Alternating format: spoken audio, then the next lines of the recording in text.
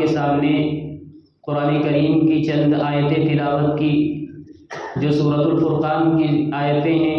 اللہ کے ان مخصوص بندوں کے اوصاف کو بیان کیا گیا ہے۔ تقریباً 13 اوصاف وہ بیان کیے گئے ہیں کہ ہر انسان کے اندر یہ 13 اوصاف ہونے چاہیے۔ ان میں سب سے پہلی صفت، پہلی جو آیت شریفہ ہے، وَعِبَادُ الرَّحْمَنِ الَّذِينَ يَمْشُونَ عَلَى الْأَرْضِ هَوْنًا۔ عباد الرحمن کون ہیں؟ عباد الرحمن کا مطلب ہے کہ رحمان کے بندے۔ عباد یہ جمع ہے عبد، عبد واحد ہے، یا عبد بولتے ہیں اس غلام کو۔ پہلے زمانے میں جو غلام ہوا کرتے تھے کہ جن کے تمام اختیارات، تمام کے تمام تصرفات ان کے آقا کے قبضے میں ہوا کرتے تھے۔ وہ کچھ بھی کام کرتے تھے، کوئی کمائی کرتے تھے، کوئی بھی تصرف کرتے تھے، وہ ان کے آقا کی جانب وہ تمام کے تمام اختیارات جاتے تھے۔ تو عبد کا مطلب یہ ہوا کہ کسی کا بندہ، چونکہ تمام کے تمام ایمان والے، تمام کے تمام مسلمان اللہ کے بندے ہیں، اور بندے ہونے کا مطلب یہ ہے کہ ہمارے تمام کے تمام اختیارات، ہمارے شب و روز، ہمارا چلنا، ہمارا اٹھنا، ہمارا بیٹھنا، ہمارا کھانا پانی، ہر ایک اللہ کے حکم کے تابع ہو، تبھی ہم اللہ کے بندے بن پائیں گے۔ وَعِبَادُ الرَّحْمَنِ الَّذِينَ يَمْشُونَ عَلَى الْأَرْضِ هَوْنًا۔ تو یہ جو 13 اوصاف بیان کیے گئے ہیں، جس بندے کے اندر یا جس بندی کے اندر یہ 13 کی 13 اوصاف جمع ہو جائیں گے، اللہ اس بندے کو عباد الرحمن کے لقب سے نواز دیتا ہے۔ اب اللہ جس کی نسبت اپنی جانب کر لے، یہ کوئی نسبت کم ہے؟ دنیا کا کوئی بڑا انسان کسی چھوٹے انسان کی نسبت اپنی جانب کر لیتا ہے تو وہ کتنا خوش ہو جاتا ہے کہ انہوں نے اپنے نام کے ساتھ میرا نام جوڑ دیا ہے، انہوں نے اپنے بغل میں مجھے بٹھا دیا تھا۔ کتنا انسان یہ بندہ کتنا فخر محسوس کرتا ہے۔ لیکن کیا خیال ہے آپ کا کہ جس بندے کو یا جس بندی کی نسبت کو اللہ اپنی جانب کر لے، عباد الرحمن کے لقب، اس عباد الرحمن کا لقب اس کو دے دیا جائے، یقیناً یہ دنیا کی بڑی سی بڑی نعمت ایک طرف ہو جائے گی، اور یہ عباد الرحمن کا لقب ایک جانب تک بھی وہ نعمت اس کی بھرپائی نہیں کر سکتی۔ تو عباد الرحمن کا لقب مل جانا یہ بہت کمال کی بات ہے اور بہت بڑی بات ہے۔ یہ اسی وقت ہو سکتا ہے جب انسان کے اندر وہ تمام کی تمام اوصاف بیان کیے جائیں گے۔ تب تک جتنے اوصاف بیان کیے گئے ہیں ایک انسان کے اور ایک ایمان والے کے اندر ہونے چاہیے۔ تو سب سے پہلی صفت قرآن نے کیا بیان کی؟ وَعِبَادُ الرَّحْمَنِ الَّذِينَ يَمْشُونَ عَلَى الْأَرْضِ هَوْنًا۔ عباد الرحمن وہ ہیں جو زمین پر عاجزی کے ساتھ چلتے ہیں۔ یہ سب سے پہلی صفت نمبر 1 پہ آئے گی کہ وہ بندے اور وہ بندیاں زمین کے اوپر عاجزی کے ساتھ چلتے ہیں۔ ان کے چلنے کے اندر اکڑ نہیں، آپ کو دوسرے سے بڑا نہ سمجھتے ہیں۔ جو اپنے آپ کو بڑا سمجھے، دوسرے کو حقیر جانے، تو یہ اس کے اوپر لعنت کی گئی ہے ایسے شخص کے بارے میں۔ ایسا شخص گنہگار ہوگا۔ تو اللہ کی زمین کے اوپر اللہ کا بندہ بن کر ہم کو چلنا ہے۔ عباد الرحمن کی اسی لیے سب سے پہلی صفت ہے۔ لیکن عاجزی کے ساتھ، تواضع کے ساتھ چلنے کا یہ مطلب ہرگز کوئی نہ لے کہ بہت آہستہ آہستہ چلے، جیسے کوئی بہت بڑا کوئی شیخ ہوتا ہے یا اپنے آپ کو کوئی بنا کر دکھا کر لوگوں کے سامنے اس طریقے سے آہستہ آہستہ چال چلتا ہے، وہ چال یہاں پہ ہرگز مراد نہیں ہے۔ حضرت عمر رضی اللہ عنہ کے زمانے میں ایک نوجوان شخص تھا جو بہت دھیرے دھیرے چل رہا تھا، بہت آہستہ آہستہ چل رہا تھا، نزاکت کے ساتھ چل رہا تھا۔ حضرت عمر نے پوچھا، ہے نوجوان تجھے کیا ہو گیا، بیمار ہے کیا؟ اس نے کہا نہیں حضرت بیمار تو نہیں۔ تو کہا اب دوبارہ اگر ایسی چال میں دیکھ لیا نا تو تیری پٹائی کر دوں گا۔ تو اس لیے وہ چال یہاں پہ مراد نہیں ہے، بلکہ اللہ کے سامنے عاجزی کے ساتھ اپنے آپ کو حقیر سمجھتے ہوئے ایک انسان اس زمین کے اوپر چلتا ہے۔ بلکہ حضرت حسن بصری تو یہاں تک فرماتے ہیں کہ وہ کوئی بھی کام کرتا ہے، اس کے ہاتھ اور اس کے کان، اس کے جسم کے تمام اعضاء سے اور عاجزی، انکساری اور تواضع ٹپک رہی ہوتی ہے۔ تو اللہ کا جو مخصوص بندے ہوا کرتے ہیں، وہ کوئی بھی کام کرتے ہیں، نماز پڑھنے بھی آتے ہیں، تو ان کی چال کے اندر ایک عاجزی ہوتی ہے۔ کسی سے جب ملتے ہیں تو بہت خوش اخلاقی کے ساتھ ملتے ہیں، اچھے اخلاق کے ساتھ، اچھے اخلاق ان کے ہوا کرتے ہیں، اپنا کردار نبی اکرم علیہ السلام کے کردار سے ملاتے ہیں اور وہی اخلاق پیش کرتے ہیں جو رسول اکرم صلی اللہ علیہ وسلم نے جن اخلاق کریمہ کی تعلیم دی۔ تو عباد الرحمن کی پہلی صفت وعباد الرحمن الذین یمشون علی الارض ہونا۔ دوسری صفت وَإِذَا خَاطَبَهُمُ الْجَاهِلُونَ کہ جب کہ عباد الرحمن سے کوئی ناواقف انسان بات کرتا ہے یا کوئی جہالت کی بات ان سے کی جاتی ہے، کوئی بکواس ان سے کی جاتی ہے، بیہودہ بات ان سے کی جاتی ہے، تو یہ بھی اسی طرح الٹا جواب نہیں دیتے۔ جیسے کہ عام طور پہ لوگوں کے اندر یہی ہے کہ ہم کو کوئی گالی دیتا ہے تو ہم بھی اس کو پلٹ کی گالی دیں، ہم کو کوئی برا بھلا کہتا ہے تو ہم بھی اس کو برا بھلا کہہ دیتے ہیں۔ لیکن عباد الرحمن کی یہ اوصاف نہیں۔ عباد الرحمن کی صفت یہ ہے کہ ان کو اگر کوئی گالی بھی دیتا ہے، ان کو اگر کوئی برا بھلا بھی کہتا ہے، تو وہ اللہ کے جو مخصوص بندہ ہوا کرتا ہے، اللہ کے جو مخصوص بندے ہوا کرتے ہیں، وہ ان کے جواب میں اس سے عافیت اور سلامتی کی بات کرتے ہیں۔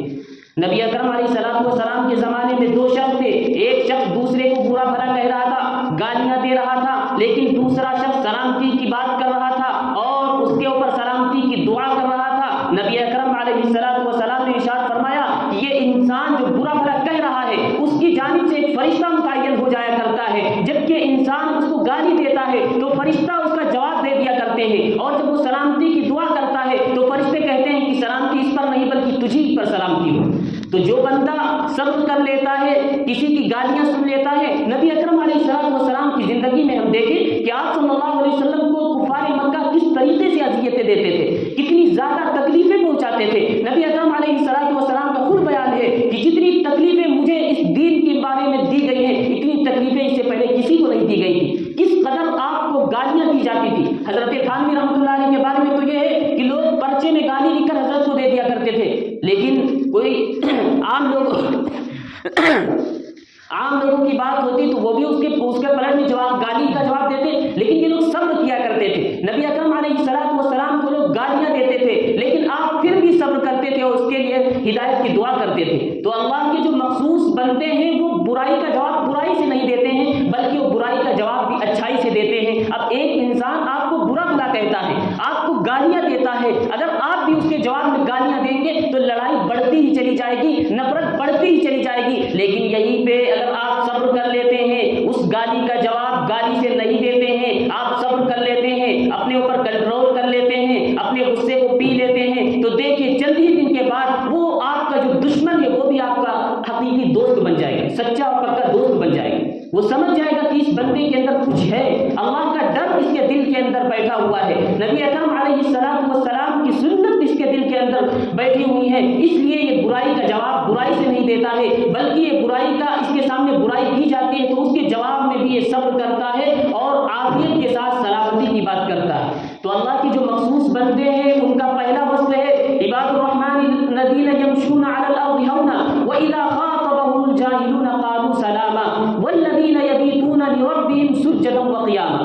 عباد الرحمن کی یہ تیسری صفت کیا ہے کہ وہ راتوں میں ان کی راتیں عبادت میں گزر جاتی ہیں، راتوں کے اندر خوب زیادہ عبادتیں کیا کرتے ہیں، فرائض کو تو چھوڑیا، فرض کے اندر تو اہتمام کرتے ہی کرتے ہیں، لیکن ان کی راتیں بھی اللہ کی عبادت میں گزرتی ہیں۔ صحابہ کرام کی زندگیوں کو ہم پڑھیں کہ صحابہ کرام کے 5 وقت کی نماز تو دور کی بات ہے، حقوق العباد، حقوق اللہ کی مکمل رعایت کرنے کے باوجود راتوں کے اندر اللہ کے سامنے روتے تھے، راتوں کے اندر اللہ کے سامنے گڑ گڑاتے تھے، ساری کی ساری رات نوافل میں گزر جایا کرتی تھی۔ حضرت فاطمہ کے بارے میں آتا ہے کہ وہ 1 رکعت نفل کی نیت باندھتی تھی، 1 رکعت ان کی مکمل نہیں ہو پاتی تھی کہ اس سے پہلے فجر کی اذان ہونا شروع ہو جاتی تھی، اور کہتی تھی اے اللہ تو نے کتنی چھوٹی رات بنائی ہے کہ تیری محبوب کے بیٹی کی 1 رکعت اور 1 سجدہ بھی مکمل نہیں ہو پایا۔ تو یہ تھی اللہ کی خاص بندی، یہ تھے اللہ کے خاص بندے جو ساری کی ساری رات عبادت میں گزار دیا کرتے تھے۔ حضرت رابعہ بصریہ جو ایک خاتون ہیں، ان کی مثالیں لوگ دیا کرتے ہیں کہ ان کے بارے میں کہ ساری کی ساری رات عبادت میں گزار دیا کرتی تھی، ایک لمحے کے لیے بھی لیٹتی نہیں تھی، سوتی نہیں تھی، فجر کی نماز کے بعد اشراق کے وقت میں تھوڑی دیر آرام کرنے کے لیے سو جاتی تھی، پھر فوراً اٹھ جاتی تھی اور اپنے نفس کو ملامت کرتی تھی کہ تجھے کیا ہو گیا، تو کتنا سوئے گا، اپنے نفس کو خود ملامت کر رہی، پوری رات عبادت کے اندر ساری کی ساری رات نوافل پڑھ رہی ہے، ساری کی ساری رات ان کی رات عبادت اور قرآن کریم کی تلاوت میں گزر رہی ہے، اس کے باوجود تھوڑی دیر اگر آرام بھی کرتی ہیں تو اپنے نفس کو ملامت کر رہی، تجھے کیا ہو گیا، تو سوتی ہی رہتی۔ حضرت امام شافعی کی بیٹی کے بارے میں ایک واقعہ مشہور ہے کہ ان کی بھی تقریباً 16-17 سال کی عمر تھی، لیکن وہ بیٹی ان کی راتوں رات سوتی ہی نہیں تھی، راتوں رات اللہ کا قرآن پڑھا کرتی تھی، راتوں رات عبادت میں اس کی راتیں گزر جایا کرتی تھی۔ امام شافعی نے اپنی بیٹی سے کہا بیٹی ابھی تو تیری جوانی کی عمر ہے، ابھی تو